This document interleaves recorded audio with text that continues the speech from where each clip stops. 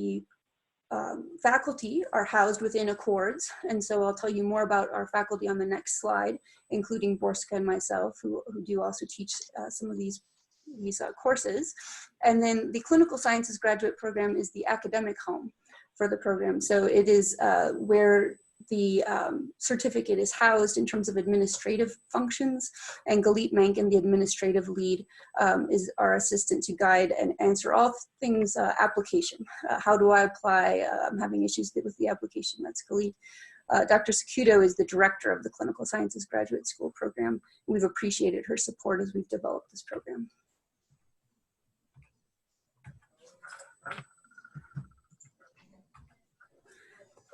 This is a overview of our faculty. We don't want to spend too much time tooting our own horn, but some of our faculty have written the book on dissemination and implementation science. We host 3 of the authors of the 2nd edition of the gold standard text of dissemination and implementation research in health amongst our faculty. Collectively, we've been doing trainings on dissemination and implementation science nationally and locally in Colorado over the last few decades. And more recently at the University of Colorado campus, we've launched our graduate programs, graduate courses in dissemination and implementation science. Again, for those of you just joining on the line, please do mute your microphone to avoid background noise. As you can see on this slide, our faculty are representing many different programs. In the lower right, you can see logos from just some of the affiliations that we have. I want to highlight just a few of these in the interest of time, but our faculty are representing 2 of only 6 nationally funded implementation science centers in cancer prevention, research, and control, or the ISC3 sites. That would be here at University of Colorado and also at Washington University, where Ross Bronson is a leader of that program. In addition, Ross Bronson leads the St. Louis Prevention Research Center, which is shown there. Dr. Borska Rabin represents the University of California, San Diego School of Medicine. And Dr. Rabin, as well as Dr. Glasgow, are active in the VA Query program in leading that quality improvement initiative, which includes much of the richness of implementation science across that program. On the lower left, you see the different programs again that the University of Colorado represents. In terms of training, I'll just again highlight one of our training programs that we're also currently leading, and that is the NIH's NHLBI funded Dissemination and Implementation Science training program, a K-12 training program that Dr. Glasgow is one of the principal investigators for that program, and I serve on the faculty as well. In terms of an overview of this presentation, we're going to try to generally give you the what, why, who, where, when, and how of this program. The what is dissemination and implementation science, who should pursue this graduate certificate, why to pursue this certificate, where are the certificate courses held, how do I apply, and when should I apply. In terms of the what portion of this talk, I'm going to turn this over to the co-director of our graduate certificate, Dr. Borska Rabin, to go through the next 3 slides. She will then pass off briefly to Dr. Glasgow to touch base on his course that he teaches, and he'll return to me for the rest of the presentation. So Dr. Rabin, will you take it from here? Thank you so much, Amy. Good morning, everyone. In the next few slides, I'm going to talk about a general overview of dissemination and implementation science. Very briefly, just for those of us those of you who might be a little bit newer to this field, and also just to generate some common terminology, which is critical in dissemination and implementation. So the very brief definition for dissemination and implementation research would be to say that D&I research is concerned with getting ideas, interventions, processes, programs into practice and studying this process and figuring out how to make this more smooth and sustainable. Generally, we identify 2 main ideas: dissemination research and implementation research. They are interconnected, but they are not identical. Dissemination research is mostly concerned with figuring out how to package our ideas, interventions, and what kind of channels we should use to get those to our end users, the public health or clinical practice audience. Implementation science or research is more focused on the receiving end, figuring out ways that we can support these adopting sites to put into practice these new ideas in a way that it's meaningful to them and it's sustainable. Dissemination and implementation research has been gaining more and more support in the health sciences over the past couple of decades. There are a number of publications, journals, and even funding opportunities available for D&I research, as it is also listed here as the citation for this slide. The NIH has standing panel with a number of institutes already signed up for this, for dissemination and implementation research in health. There are other institutes and other funders who provide funding for this area, so there are opportunities. Next slide. The importance of dissemination and implementation research emerged from a literature review that is represented on the left side of this slide, showing this leaking pipe idea that when we generate new ideas, new interventions, and we look at the evidence, how much time it takes to get those into practice, some research showed that it takes about 17 years to get only 14% of this evidence into practice in the benefit of the end beneficiaries. If we use traditional D&I approaches, that's our number.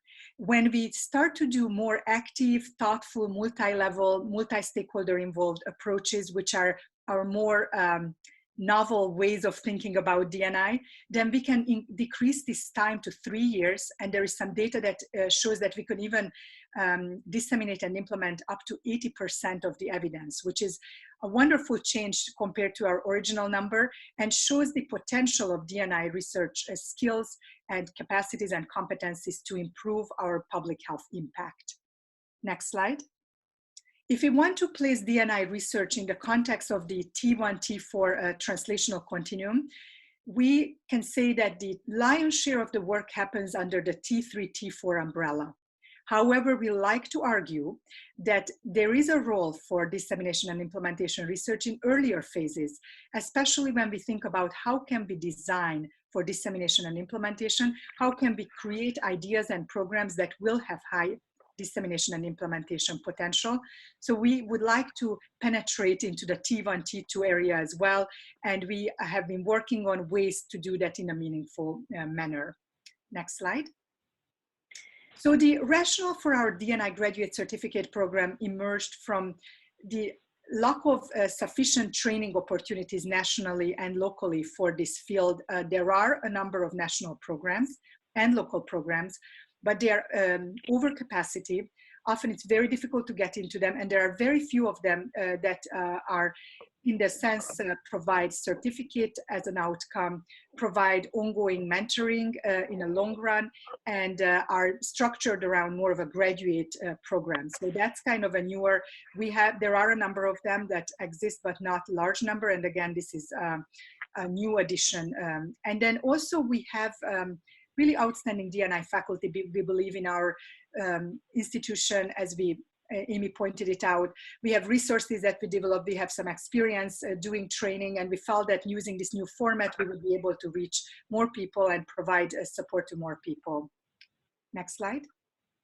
We thought a lot about our educational philosophy. We looked at existing programs and we tried to find a niche for this particular program. And we decided that our focus will be to be a student targeted and student-focused program where we tailor our materials and assignments to the current D&I experience level, professional background, and future goals of the students. And we provide personal attention to our students. The way we attain this is by keeping our class sizes very small. We are going to only take about 10 to 15 students per class. And that will allow us to keep our core competencies across the classes, but then also change up the examples we use, the assignment, the details of the assignment, so that the students feel that these are very meaningful to them. We are also able to, with this small class size, balance theoretical and applied learning. Most of our classes are providing opportunities to take what you learn in terms of theory and then apply it to very specific research goals of your own. So very often the assignments are aligned with your own work, and we ask you to apply these new learnings to your research proposals, publications, etc. Next slide. We are also competency-based. There are a couple of publications emerging from Russ Brunson's group. The PADAC and the TABAC articles are referenced on the bottom of this slide. And we used our class, these competencies to design our classes. So we have very clear alignment of the different D&I competencies. And on this slide, you can see a subset of these with the class activities. And as you can see, these include ideas around selecting and applying D&I models, thinking about how to design pragmatic interventions and how to evaluate them, thinking about process and outcome measures and how those align with dissemination and implementation goals. Very important emerging area is the need for balancing adaptations and fidelity. So we pay attention to that. We think about mixed methods approaches and how those apply to D&I research. And then a big piece, and again, these are just select competencies, is to think about meaningful key stakeholder engagement throughout the process. Next slide. So this is the kind of the core of the Dissemination and Implementation Graduate Certificate. We are asking you to take 12 credit hours within up to 3 years. We expect that to be a little bit shorter for many. We are requiring you to take 3 of our core courses, everyone, and that adds up to 7 credit hours. And you can see here that that includes an introduction to dissemination and implementation research. It's a course that I lead and will tell you a little bit more about it in a moment. There is a mixed methods and design course led by Dr. Holtrop. And then there is a design for dissemination and sustainability course led by Dr. Morato and Kwan. These are our core courses, and you can see that they are offered at different times of the year, allowing you to allowing them to build on each other and also you to pace yourself with these larger courses. Next slide. In addition to the core courses, we ask you to take 5 more credit hours using one of these elective courses. One is an advanced topics in D&I science, and Dr. Hipschman is going to talk about that in a moment. There is an understanding D&I context and adaptation, a new course which will emerge in 2021 spring, will be led by Dr. Glasgow and myself, and a grant writing course, which Dr. Glasgow and Bronson will lead starting this summer. Or you can choose an elective with the approval of your the program director that will be relevant to this program. And again, you can see the credit hours and the timing of these courses listed here. Next slide. So very briefly, this is my last slide here. I will tell you a little bit about my course. I have been teaching this for the past 4 years, 4 occasions. It is a course that emerged as a traditional course and turned into an online course. All of our courses are now online. They are offered online. It doesn't mean that we are all asynchronous. We are actually about 80–90% still synchronous. And this is, again, going back to our educational philosophy that we would like to maintain that personalized approach. So most of these classes you will be able to take using the Zoom technology that we are using today. And they will be designed to be offered at times that works usually for the students. We can provide you with details on that. My particular course, again, builds on quite a bit of synchronous learning, so together on Zoom, and a lot of examples, bringing in guest speakers, etc., in addition to thinking a lot about D&I models, methods, and measures. And the main focus is on selecting a D&I model and applying it to a grant proposal or a quality improvement project, which you develop throughout the semester. I am providing you with feedback on a weekly basis. And the idea is that this proposal will get to a certain point, and then you can take it to the next class with Dr. Holtrop and on to further develop it and get it ready for submission. And I think with that, I'm going to hand this over to Dr. Glasgow for a brief summary of his course.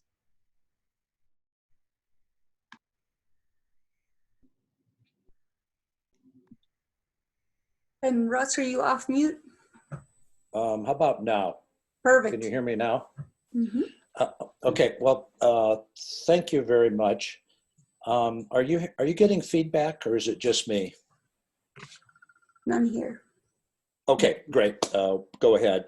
Well, I'd just like to add a word at first as the director of our D&I program and the PI in our new center that Amy referred to. And that is that we see that there's a huge need, as they well articulated. There are a number of things out there now, but we hope that provide maybe some coherence and a bit of quality control. In some ways, it's kind of the wild west out there. We also see this offering as being a key example of our overall goals of becoming a leader in the field of D&I resources, both interactive and in print, trainings in person and online, and also pragmatic research in general.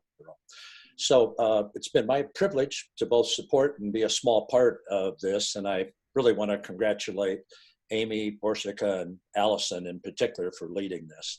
The course that Ross Brownson and I will co-teach starting this summer is outlined here, and I'll just mention a few points about it. The first is that it builds on some great work done by Ross and colleagues over the years at WashU that many of you might know about, but we'll add in a number of new things as well. It'll be focused around key sections of a D&I grant proposal and specific issues in implementation science. Also, in addition to these kind of traditional grant sections, we'll be covering also some more nuanced issues, such as budgeting, personnel issues, career development, and then issues such as how do you select the right program, announcement, and study section. The course will have both synchronous and asynchronous aspects. And again, as Amy and Borsika have mentioned, the students will be real involved. They'll be summarizing, leading discussions on certain sections, and again, drafting and getting feedback on different aspects of their grant. It will lead up to and conclude with a mock study section as a final exam. So thanks much. Thanks, Russ, for that overview and also for the framing within what Accords, our D&I program, is trying to do overall. I do like how you particularly pointed out our efforts on developing interactive tools for D&I research on our website and for leading the development further of those tools. Dr. Abin has one of the most accessed online tools for D&I research that we have a link to on our site for selecting a dissemination implementation framework. So that's just one example, as well as resources about getting funded in D&I. So I will then bridge to my course, just speak briefly on this. We're just trying to give you some insights into what the courses cover in general.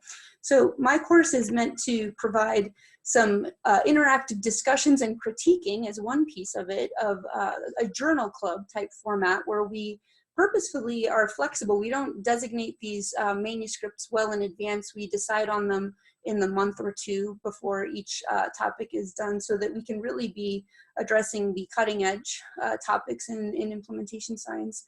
Work with Drs. Glasgow, Rabin, and other leaders of our team to identify these articles. The students in the course are assigned this article, and they're working on it on their own to think through how to present their analysis of the methods, the D&I methods, and to critique those methods.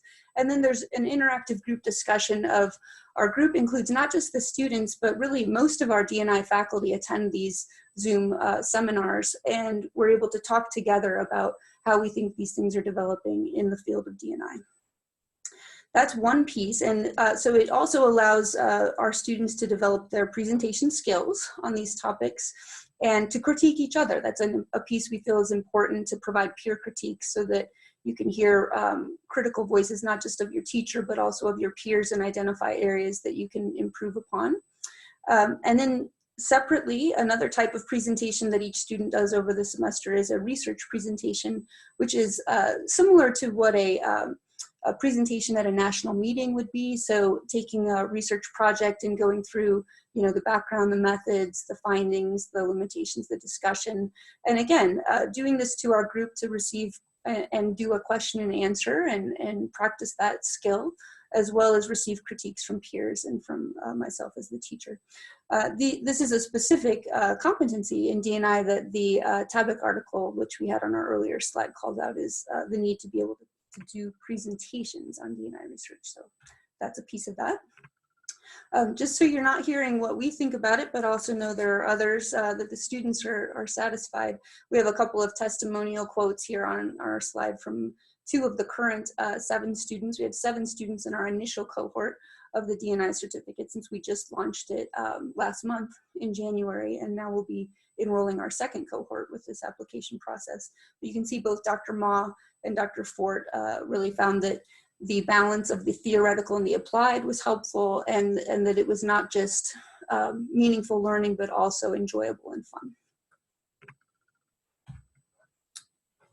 In terms of target audience, we're looking for researchers who are interested in conducting generally T3, T4 translational research, although as Borska pointed out on the earlier slide, projects at an earlier phase that are also looking to design for dissemination certainly would also be relevant.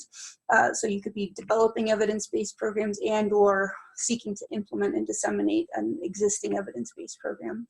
We are flexible in terms of the area of health that we offer, and our faculty represent people who've worked in clinical health settings as well as community health settings, public health settings. We're not dedicated to a certain content either, so our research has blended areas of cancer prevention and control, cardiovascular, pulmonary, mental health, social determinants of health, so many different areas in terms of content are welcome. Why to pursue this certificate? We think there's a few, just like we sought a niche for our program, we think there's some specific markets of people who would really gravitate towards doing this certificate. Those who are in a dedicated period of research training, so K awardees or those under a career development award of some type, whether it's an NIH K award or other. This provides robust coursework for a goal that you may have set in terms of implementation science training.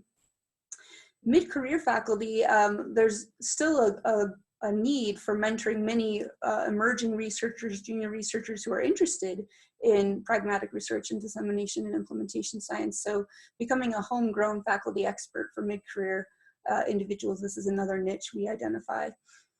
Similar to those who are on K Awards, another area of focused learning, of course, is during a PhD or another doctoral program, Dr.PH student. So this could pose a potential area of a minor concentration for D&I research methods. And those who may be exploring a PhD in D&I science, this could also be a niche for those individuals. Our certificate courses are held fully online, as we've mentioned along the way. This Zoom platform is what we use for our courses, so that way we can see each other via the webcam as well as hear each other. We can engage in small group interactions in that way. Some of our courses still have been in person with a hybrid online portion, but we've already been using this online portion regularly and have tested it out well. Our academic home, as I've mentioned earlier, is that we're part of the Clinical Sciences graduate program here at the University of Colorado Anschutz Medical Campus. And that's housed within our CTSA here in Colorado, the Colorado Clinical and Sciences Institute. For those who are enrolled in the Clinical Sciences graduate program or would like to go beyond this certificate, these courses could also be applied to a graduate degree here in our graduate program. So I've fully enticed you to apply for this program. Now we're getting into more of the brass tacks of how to apply. The admission requirements are listed on the slide here.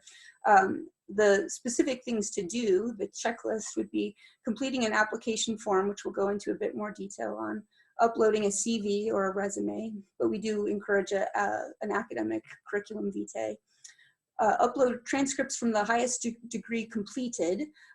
Those applicants domestically here from the USA may upload an unofficial transcript or an official transcript, but we allow unofficial transcripts for those who are domestic applicants. Those who are international applicants must provide an official transcript. This is a rule of our graduate school. And the English proficiency exam, the TOEFL, is also necessary for certain applicants depending on your country of origin. We do have a website below that gives more details on that, but specifically within Canada, provinces other than Quebec do not need to complete that requirement. Those who are MD applicants must also upload a bachelor's degree, and that's because of grade point average issues. They're not always reported in medical school transcripts. And we have 2 brief questions about your interest in D&I training that we ask you to limit to no more than 200 words in your answer for each of those questions. Because nothing is simple, you know, in D&I research, we're all about context, and our local context is that for those individuals who are already graduate students at the University of Colorado, certain ones at our Anschutz Medical Campus in particular need to use an internal form because they're really already enrolled, so they can't go through and do this slate form. It would be duplicate. So basically, if you're not from the University of Colorado, you definitely do this slate form. And if you are an existing student at the University of Colorado, you need to examine our table that we've created to decide which of these you complete. We also, on our website, have the application process section that includes these same materials with a table that shows which form to fill out. Showing this here visually, you can see in this top row, it has the factors that determine the type of application to fill out. And then the columns, the middle column is those who fill out the slate application, and the far right column are those who fill out the form stack internal application. Then subsequently, the rows below this show you the link that you go to click on to apply. There's some specifics about how you get to the exact piece of the Dissemination and Implementation Science Certificate for those using the slate form. And then, as I showed on the previous slide, the application materials are described. And Galit Menken, our administrative assistant for the Clinical Sciences graduate program, her email address is there for questions or concerns in that process. How much does it cost is obviously an important question. This is the fee schedule for our graduate school program, so we don't have anything different from that, but this is just our standard fee schedule for the University of Colorado program. It can change from year to year, but we've posted the fees for 2019 to 2020, and it's generally cost of living types adjustments, not major adjustments from year to year. This is a reminder that it's 12 credit hours total to complete the certificate, so you can do the math on that. And again, this can be spread out over up to 3 years, but also could be done on a more accelerated pace in as little as 15 to 18 months potentially. Timing for applications. So we now have our applications open. They've just opened, and our deadline is March 15th of 2020. Our website can take you to that application. And again, we have the website link on the very first page of this slide, and we'll have it at the end as well. The timing for beginning courses, if you apply now, you must start taking courses at least by this fall. So you could take them as early as the summer semester, but also begin in the fall semester. But if you wanted to start later than that, you should wait to apply in a later cohort.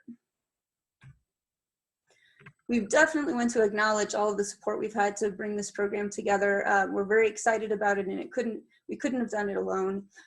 Again, calling out our primary sponsor of Accords and the secondary sponsor of CCTSI, and that this is a collaborative effort between these groups. We've already mentioned our CCTSI individuals, but again, thanks to Dr. Sakuto and Galit Menken. For Accords, the director of Accords, Dr. Allison Kemp, and the financial administrator, JD Ainsworth, their support has been critical for us to have the infrastructure to build this program. We also want to call out with our Accords D&I Certificate faculty and staff, Allison Saville, who Russ also mentioned earlier. Allison's really been the boots on the ground person who's helped keep us on task to pull everything together for this, and we're so grateful for her assistance. We've already mentioned our faculty and note them again here in addition to Dr. Rabin and myself. And our University of Colorado Graduate School has also been quite helpful in helping us to market and pull together our marketing materials. So with that, a reminder again that for general program questions, you can email me if we don't cover them all here in this question and answer portion, and that for application specific questions, that would be Galit, that you can join our mailing list to get updates when we would be open again for another set of applications or reminders when the deadline is approaching for this cycle. But at this point, then we'll move to the question and answer section. So you're, again, as a reminder, you are, you've probably muted yourself. So if you have a question, please do unmute yourself to ask that. And you also can use the chat box, the chat function, to put questions in there. And I see that a few people have already done this. So we will definitely go to the questions from the chat. But first, I just wanted to ask if there are any clarifying questions about content I've delivered. Just anything that didn't make sense that you want to clarify.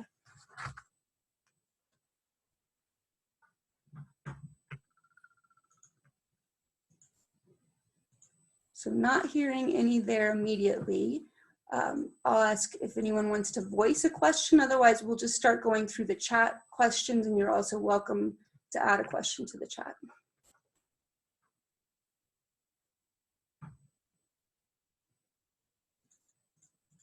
Hi, Amy. This is Nikki Wagner. How are you doing? Hi, Nikki. I'm fine. Thanks. Good. Hey, I'm starting the K-12 program this summer, and was just curious if we need to, since I'm not a CU employee yet, what the process will be for application for us. Yeah, that's a great question. So even though you're starting the K-12 program this summer, we'll ask you to apply either way, and I'm happy to connect with you offline about, given your current role, exactly which application you need to fill out. Okay, sounds great. Thanks, Amy. Of course. So let's see, I'm gonna suggest we begin at the beginning of the chat questions, unless Allison, do you have anyone in particular that you would like us to begin with?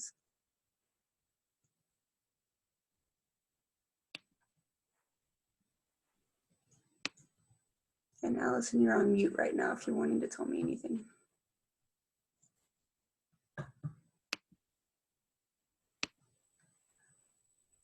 Alison, we can't hear you, but I will mention one here that I looked at. Perfect, go ahead. There is a question about, can we use tuition assistance benefits for this certificate program for CU staff? So perhaps, Amy, you could address that.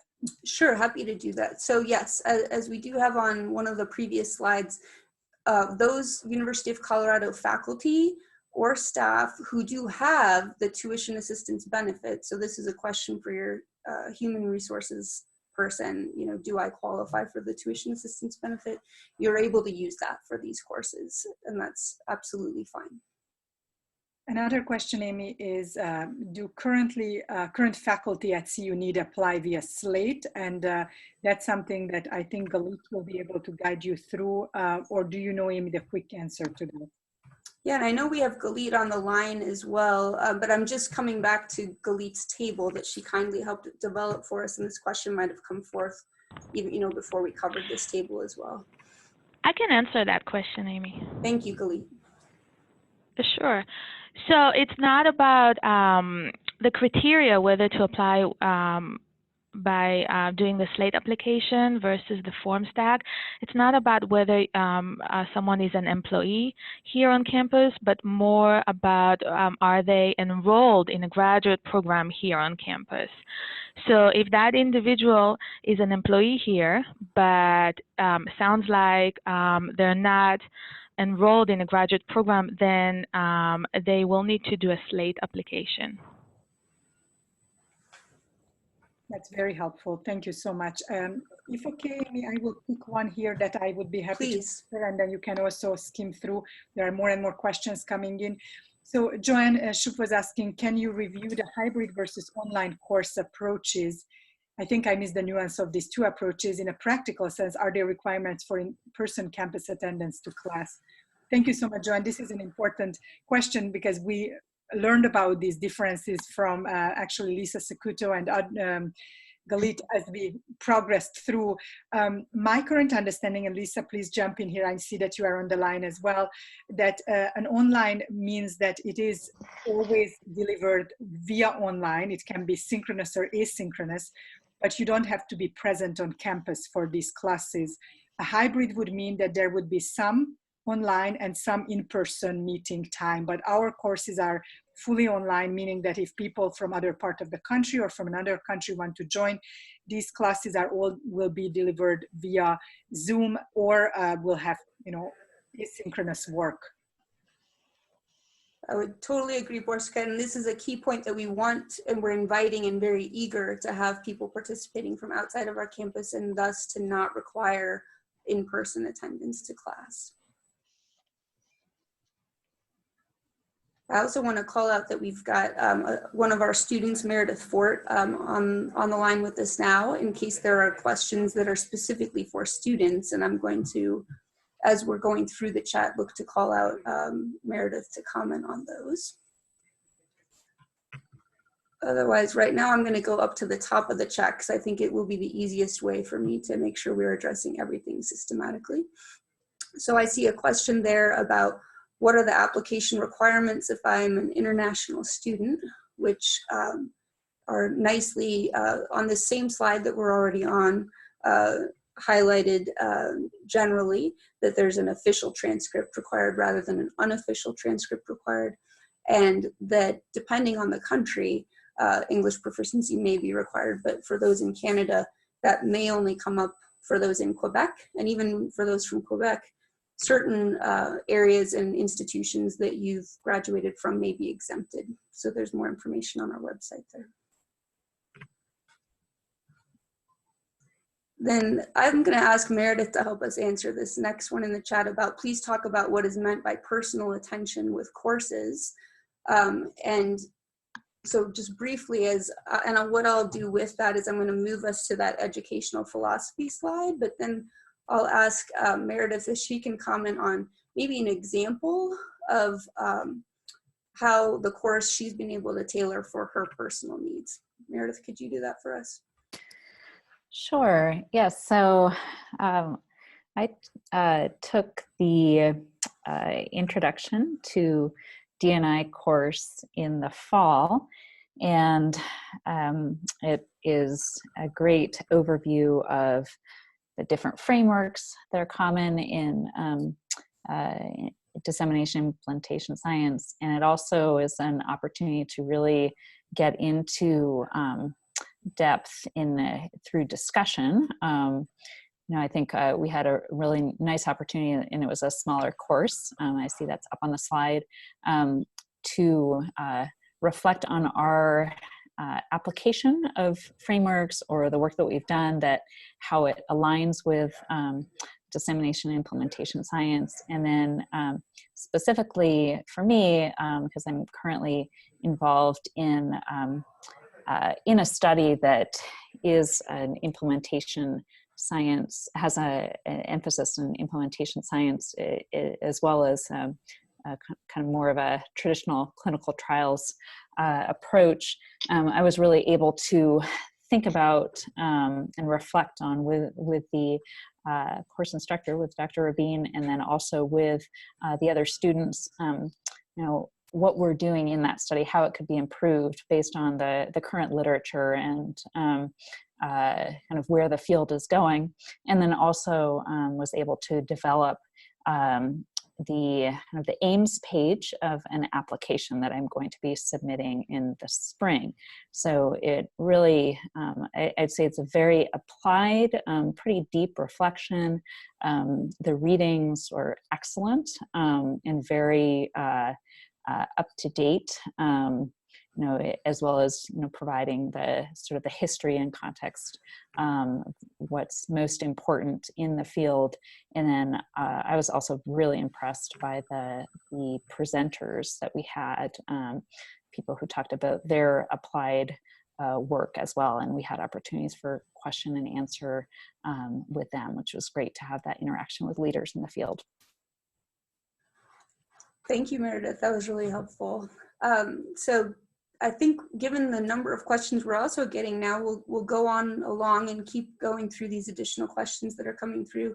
One that's just an easy one that might answer a lot of people's, or kind of alleviate concerns, is, will a copy of this presentation be available to participants of this meeting? And absolutely, we're actually very shortly going to look to both post the slides as well as the audio recording of this presentation on our website.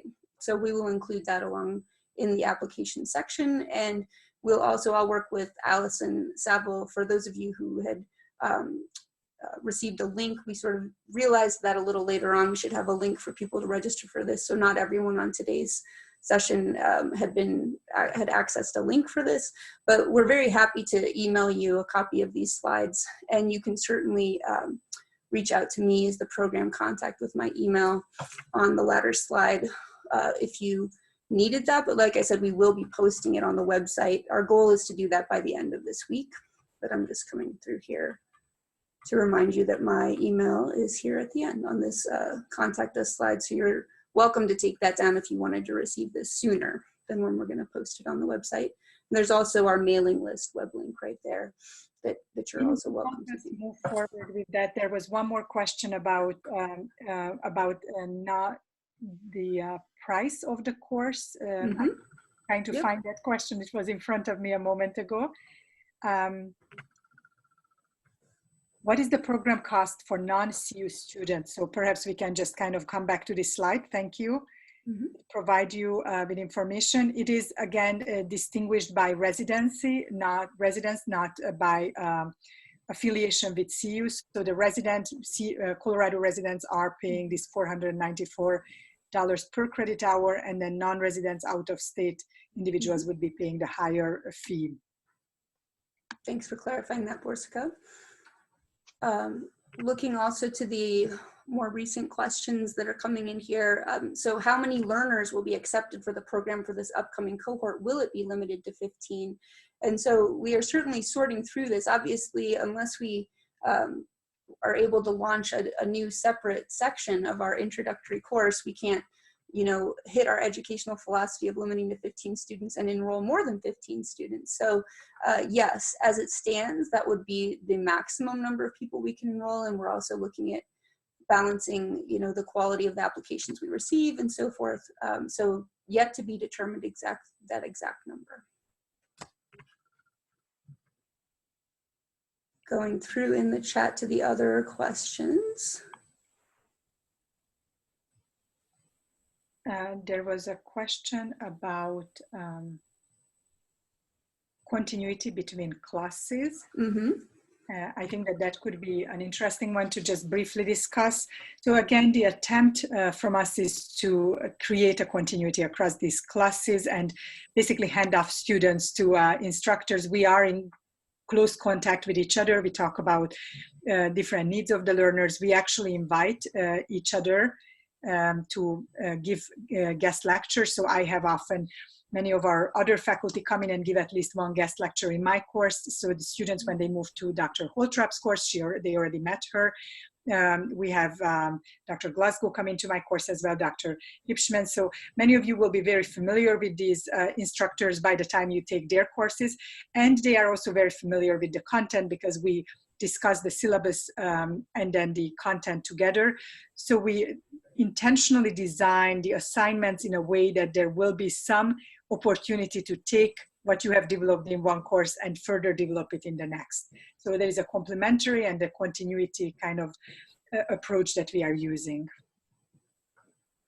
Absolutely, and I might just put a point on that around a piece Meredith also mentioned of how she helped develop her AIMS page for a grant during Borsica's course, and is then going to be further refining that in Dr. Holtrap's course, and then the summer course with Drs. Glasgow and Bronson is explicitly around developing grant applications too. So one key thread we bring throughout is guiding our students to develop grant applications. And again, we're flexible on the type of area of health that's addressed with that. Clinical health settings, public health settings, improvement science we see as an emerging area that has further alignment with dissemination and implementation science. So all of those things could be fair game. I think another question right below that, Borska, was what are the expected time commitments for the courses? And do you want to speak to that for your courses, maybe one specific example? Yes. There is obviously the synchronous piece to this course. We are meeting between the last week of August through I think it's the first week of December. It's a full semester structure at CU. That's what we are following, not a quarter system. Each week, except for a couple of weeks when there is independent study, there is a class where you have to be there on Zoom. And I have been doing an hour and a half long classes. And then beyond that, you have readings that you have to do for each week, and you have to actually do some reflections on the readings and submit those prior to the class. So I use those for discussion, so that takes time. And then there is obviously other homework where you are working on your proposal. The weeks when we don't have class, I provide you with an assignment that is an independent study. Usually it means a selection of articles, and you have to follow some targeted questions to review those and reflect on responses. I estimated the amount of time per week between 5 to 10 hours, depending on the week and the student, including the class work, the actual class participation. And maybe this is a good place to have Meredith jump in. Meredith has now taken, or is in currently between, that'll be 4 total of our courses that you've spread across. Meredith, could you speak a little bit to that as well, what you've seen across courses for time commitment? Yes. So I think, that definitely the introductory course, I think because it is new material, to some extent also may make more, it's really the introduction to the field. And it's, I felt like I put a lot of time into really closely going over the readings, which helped a lot in the discussion as well, and reading other people's responses in the discussion, what they had posted. So I think the out of class time it's going to be surely as you'll get more out of it as you put more into it. But the readings are also, it's a reasonable amount. I think it's I felt that I'm not sure if I can give an hour amount, but definitely the preparation before class was really important, and then being very present online as we were doing the course was really important. I think now I'm finding that as in the other 2 courses that I'm in. Because we had such a thorough coverage of different frameworks and background, that it's a little bit the upfront, and we're just a couple weeks in at this point. I'm finding it a little bit smoother. Certainly have to do the readings, but I feel like definitely that initial course was really important to put a lot of focused attention and time into it to get the most out of that.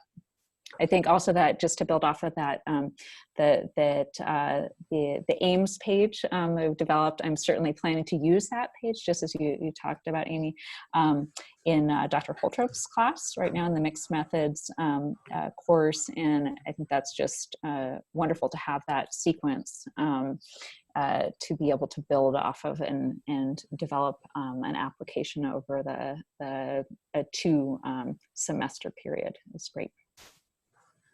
Great. So yeah, obviously it sounds like the front loading, you wouldn't want to take extra courses along with courses because intro course, but as Meredith's saying, she's taking 2 courses now in the spring and is finding actually that's working out just fine. So that's always helpful to get the student perspective. So along those same lines, thank you so much. This is helpful for me to know how you experienced it, Meredith, as well. There was a question about days and times for the Zoom classes.